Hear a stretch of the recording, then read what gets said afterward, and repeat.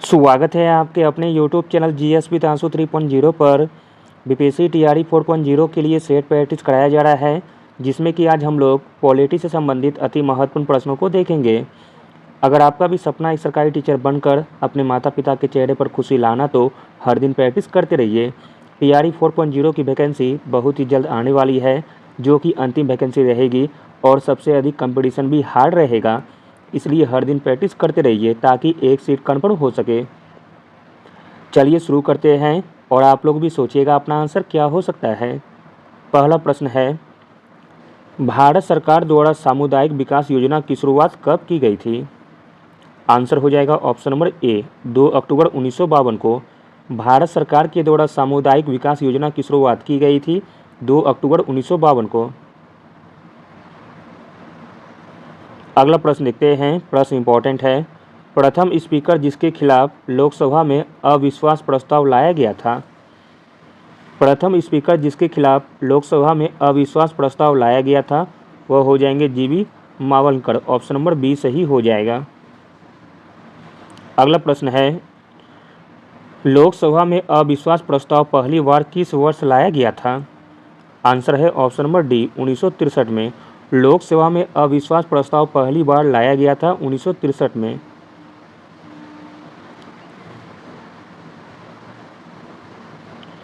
आचार्य जेबी कृपलानी एक प्रमुख भारतीय राजनीतिक थे जिन्होंने प्रस्ताव पेश किया था।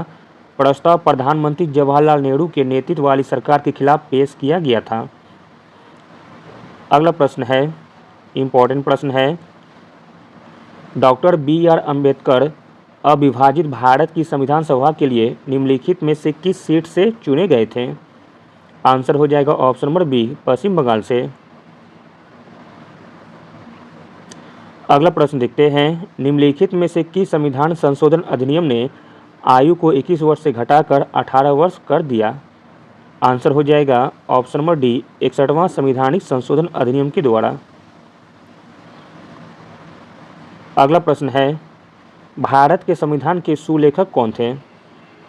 भारत के संविधान के सुलेखक थे Prem Bihari Narayan Raizada. Option number D सही हो जाएगा।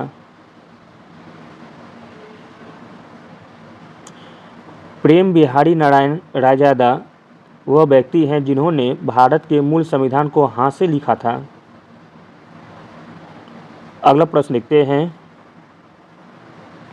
1946 में गठित अंतरिम सरकार में कार्यकारी परिषद के उपाध्यक्ष कौन थे? प्रश्न इंपॉर्टेंट है।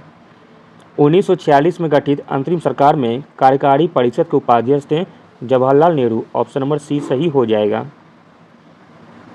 अगला प्रश्न है, प्रश्न इंपॉर्टेंट है। राष्ट्रीय पिछड़ा वर्ग आयोग की स्थापना किस वर्ष की गई थी? राष्ट्रीय पिछड़ा वर्ग आयोग की स्थापना की गई थी वर्ष 1993 में। ऑप्शन नंबर सी सही हो जाएगा। अगला प्रश्न है, केंद्रीय सूचना आयोग की स्थापना किस वर्ष की गई थी? केंद्रीय सूचना आयोग की स्थापना की गई थी 2005 में। ऑप्शन नंबर सी सही हो जाएगा। अगला प्रश्न है, भारतीय संविधान का कौन सा अनुच्छेद संसद को राज्य सूची के विषय पर विधि बनाने की शक्ति देता है? आंसर है ऑप्शन नंबर बी, अनुच्छेद 249।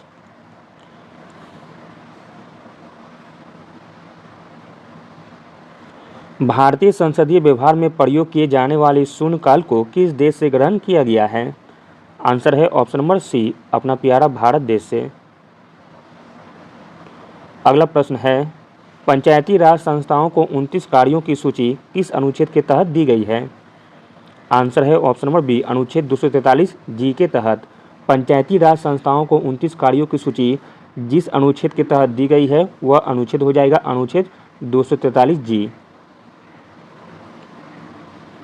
अगला प्रश्न देखते हैं। भारतीय संविधान मान्यता देता है? भारतीय संविधान मान्यता देता है धार्मिक और भाषाई अल्पसंख्यकों को। ऑप्शन नंबर सी सही हो जाएगा।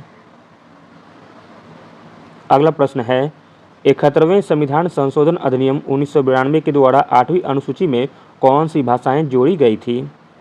आंसर हो जाएगा option number B, Konkani, Manipuri और नेपाली।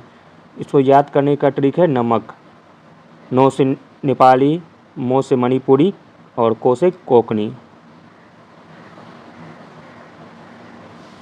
103वां संविधान संशोधन के तहत संविधान को किस अनुच्छेद में संशोधन किया गया था? आंसर हो जाएगा ऑप्शन नंबर डी, उपयुक्त में से एक से अधिक। अनुच्छेद 15 और अनुच्छेद 16 में संशोधन किया गया था। अगला और अंतिम प्रश्न 103वें संविधान संशोधन के तहत अनुच्छेद 15 और अनुच्छेद 16 दोनों में संशोधन किया गया था, इसलिए सही उत्तर डी हो जाएगा, उपयुक्त में से एक से अधिक। अगला और अंतिम प्रश्न है, किस वाद की सुनवाई के दौरान उच्चतम न्यायालय ने आरक्षण की अधिकतम सीमा 50% निर्धारित की थी? तो दोस्तों वह वाद हो जाएगा इंदिरा साहनी वाद, ऑप्शन नंबर सी सही हो जाएगा। इंदिरा साहनी मामले में जो 1992 में तय हुआ था, भारतीय सर्वोच्च न्यायालय ने यह महत्वपूर्ण निर्णय दिया कि किसी भी स्थिति में आरक्षण कुल सीटों के 50% से अधिक नहीं होनी चाहिए।